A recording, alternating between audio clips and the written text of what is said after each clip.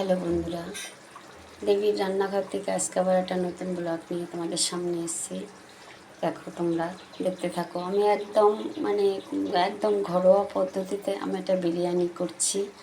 এমনি ভাত আর মাংস আমি বসিয়েছিলাম, কিন্তু এখন বলছে যে মা একটুখানি বিরিয়ানি করো। তাই ওই ভাত দিয়ে আর এই মাংস দিয়েই আমি বিরিয়ানি করব। তার জন্য আমি একটুখানি পেঁয়াজটা ভেজে নিলাম আর 5টা ডিম সেদ্ধ করে নিয়েছি আমি। তোমরা দেখতে থাকো যে ঘরোয়া পদ্ধতিতে কীভাবে বিরিয়ানি করা যায়, তোমরা দেখতে থাকো। মাংসটা যেমন রান্না করি সেরকমই রান্না করেছি, আর আলু এর মধ্যে দিয়ে দিয়েছি। কেন আমি জানি না যে আমি বিরিয়ানি করব, এখন হঠাৎ মনে পড়লো। ভাতও হয়ে গেছে, ভাতও নামাবো। আমি মাংসটা নামিয়ে নিয়ে এসেছি। আমি এইটার মধ্যে বিরিয়ানিটা দমে দেবো, তাই আমি তেজপাতা দিয়ে দিয়েছি আর একটুখানি নিচে আমি ঘি দিয়ে দিলাম। আর ওই আতর, গোলাপ জল আর কেওড়া জল আমি যেটা এক চামচি করে দিয়ে আমি গুলে নিয়েছি, আমি এটা একটু নিচে দিয়ে দেব। একদম ঘরোয়া পদ্ধতিতে, যে ঘরে কোনো কিছুই নেই ঘরে, তখন বিরিয়ানি খেতে ইচ্ছে করছে, এইভাবে করে নিতে পারবে। এবার আমি মাংসটা একটু ঝোল রেখেছি, এবার এটা নিচে আমি কিছুটা দিয়ে দেবো। এবার এর মধ্যে কিছুটা ভাত দিয়ে দেবো। আমি ঘরোয়া চাল আমরা যেটা খাই রোজ সেটাই দিয়েই আমি করেছি।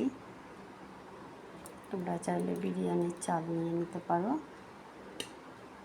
এবার আমি কিছুটা ভাত দিয়ে দেবো।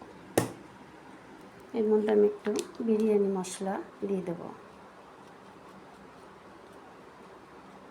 আমি খুব হালকাভাবে করব, খুব কম মশলা দেব। আমি কোনো গরম মশলা টশলা ভাতে আমি দিইনি, খুব হালকাভাবে করছি। আমি একটু ঘি দিয়ে দেবো। এবার এর মধ্যে আমি কিছু মাংস সাজিয়ে দিয়ে দেবো। এর মধ্যে আমি একটু পেরেস্তা দিয়ে দেবো।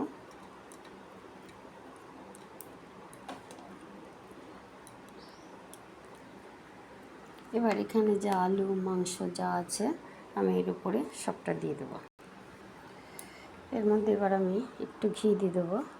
তোমরা চাইলে ঘি দিতেও পারো, নাও পারো, এতে ঘি না দিলেও চলে, ঘি না দিয়েও করা যায়।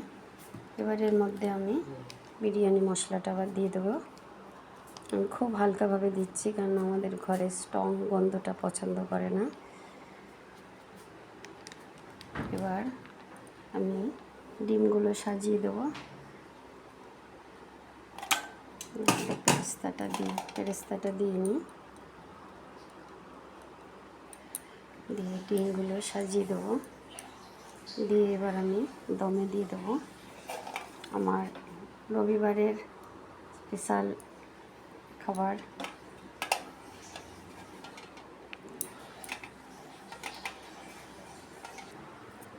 এবার এই আতর, গোলাপ জল আর কেওড়া জল আমি যেটা করে রেখেছিলাম সেটা আমি দিয়ে দিলাম উপর দিয়ে। এইবার আমি ভালো করে ঢাকা দিয়ে 10 মিনিটের জন্য ভাপে রাখবো। আমি আটা কিচ্ছু দিইনি, আমি আমার এই থালাটা একদম সেমেতে ঢাকা। আমি এবার দিয়ে আমি একটা নোড়া চাপা দিয়ে দিলাম। এবার 10 মিনিট পরে আমি ফিরে আসছি। আমি 10 মিনিট পরে ফিরে এলাম। দেখো, আমার বিরিয়ানি পুরো খুব সুন্দরভাবে হয়ে গেছে। আমি কোনো মশলা ব্যবহার করিনি, আমি শুধু যেরকম রান্না মাংস ভাই করে আমি সেরকমই রান্নাটা করেছি। তোমরা চাইলে মশলার রং ব্যবহার করতে পারো, ফুড কালার। আমি ফুড কালারটা কিছু ব্যবহার করিনি। তাই তোমাদের আমার এই বিরিয়ানিটা কেমন লাগলো, রবিবারের স্পেশাল, তোমরা আমাকে কমেন্ট করো। আর আমার চ্যানেলটাকে সাবস্ক্রাইব করো, লাইক করো, শেয়ার করো। আমার একটা নতুন চ্যানেলও খোলা হয়েছে, গোপালের সংসার। সেই চ্যানেলটাকেও তোমরা একটু লাইক করে দিও, শেয়ার করো, অনেক করে সাবস্ক্রাইবার করো একটু তোমরা। সবাইকে অনুরোধ করছি তোমরা আমার চ্যানেল দুটোরে সাবস্ক্রাইবার করে দাও। আজকে এখানে রাখছি, আবার আসবো অন্য দিন অন্য রান্না নিয়ে।